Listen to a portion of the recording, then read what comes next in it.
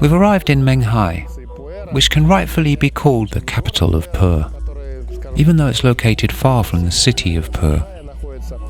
But the production of Shu Puer is all concentrated here in Menghai. And if you walk around here, you'll see that you're basically surrounded by tea factories. They're everywhere. Well, there's nothing but tea factories here, to be honest.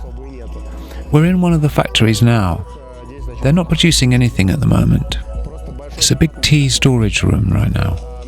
And Wodui, wet pile fermentation, a technology of Shu Puer production, is done in this room, right here. Firstly, the tea is put in a big pile, and then it's fermented. Then they collect it up and pack the tea in these bags. They have a rather large-scale approach to tea storage, I must say. Puer only gets better with time, so no one is concerned about these bags being here. They can be kept here for however long. Here they have the most basic, cheap, loose-leaf shu, with lots of stems and sticks and everything. I think they use it to produce the cheapest puer cakes, or tuo cha.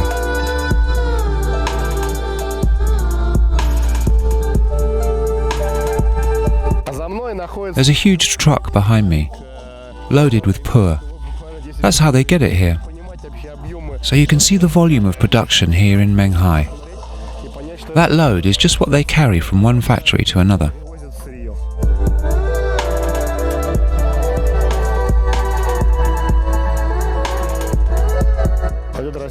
This plant is called Sheng Puer. It's a wildflower. Interestingly, it does look like an orchid, but it's not an orchid. They bring them from the woods, plant them here, and fertilize them with used Sheng Puer.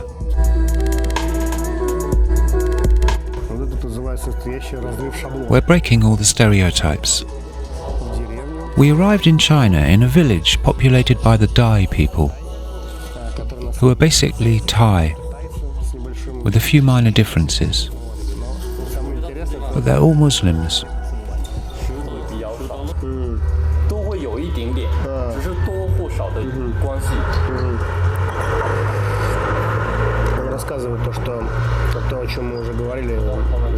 He's saying, as we already discussed before in Jinggu, that the number of these tiny black specks in the brew of Sheng Puer showcases the quality of the roasting, and the skill of the roaster specifically, if the roasting was done by hand.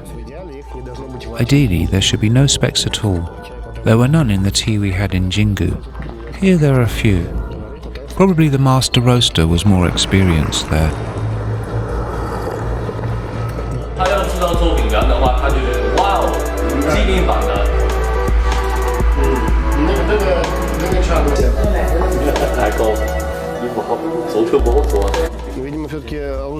Apparently, Russian people have a special talent. We've just had 6 shengs, though I have to admit they were all fine. And whereas our Chinese friends are slowly sliding under the table, we're saying, bring out the shengs. We could easily drink 30 varieties at once, no problem. They're wondering, haven't we already had too much? And we're saying, no, we're fine. For sure, there's a slight feeling we drank a lot of tea.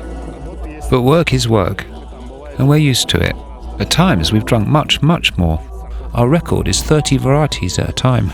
That was a powerful experience, but we managed anyway.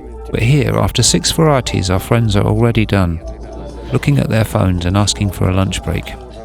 We wanted to continue, but they kept insisting on a break, so I said okay. So there's something to be proud of. We built a muscle.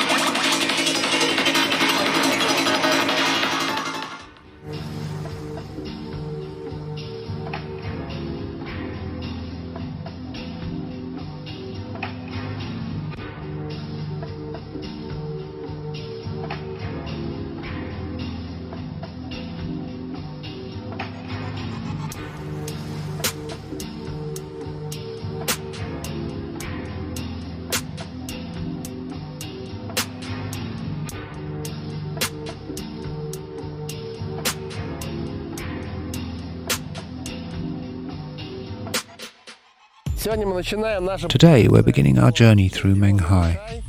We're on the Bulangshan, the Bulang mountain, home of the Bulang people. It's a tea mountain, famous all over the country. One of the famed mountains of China, Moychay. This village is called Hekai, and there's a vast beautiful garden here with lots of old tea trees. We'll take a walk in this garden now.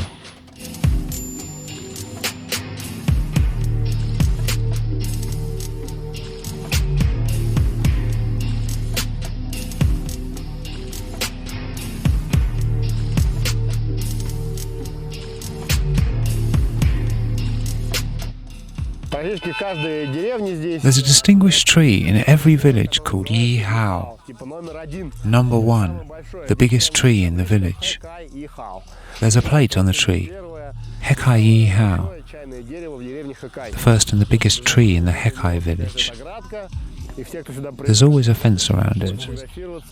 Everyone takes an obligatory photo in front of it. This is the tree of the village. It's an interesting local tradition. If you open a book about Puer, or about any tea, you'd almost certainly see a picture with someone standing in front of a tea tree. There's nothing else to take a picture of, to be honest, except tea production, maybe.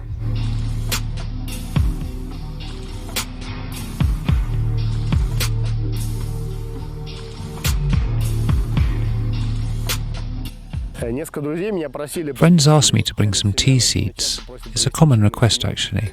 And I would like to collect seeds from the old trees that are a few hundred years old. I'll show you what the seeds look like and how you can collect them. At first they seemed unripe, but I think they're ready after all. They look exactly the same as seeds from the tea bushes. Green shell with 2 or 3 seeds inside, or sometimes 1. The size varies as well. It can be smaller or a bit bigger too. As you can see, even on one tree the seeds are quite diverse. So that's what tea seeds look like.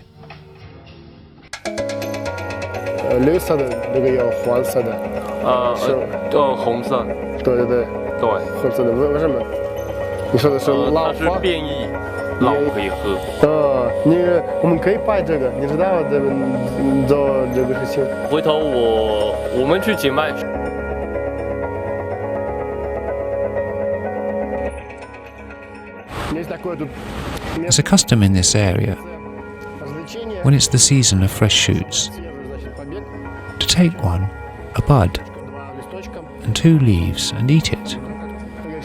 I ate one just now, and I have to say, the taste is very different from that of tea bushes.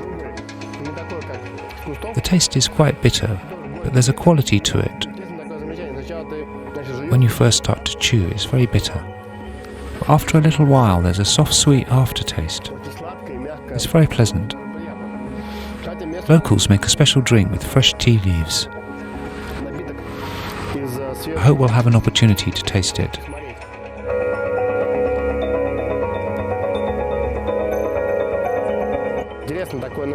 Here's an interesting observation. If you ever tasted high-quality Sheng Puer from the trees, you might have noticed long stems in the tea.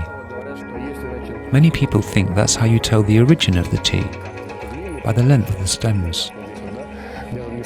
The trees would be more likely to have longer stems, and they would definitely be thicker.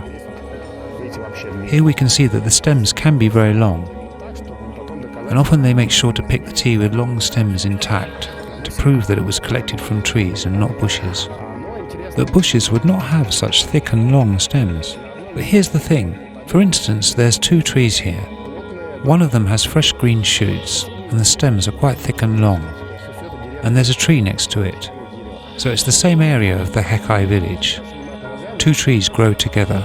They appear to look the same too. But if you take a closer look, the stems have a completely different shape. They are red, and the leaves grow much closer together. They're red in colour because the shoots are more mature. But even if they weren't, all the shoots on this tree still look distinctively different from the first one. Compare for yourself. Even trees growing in the same village are quite different.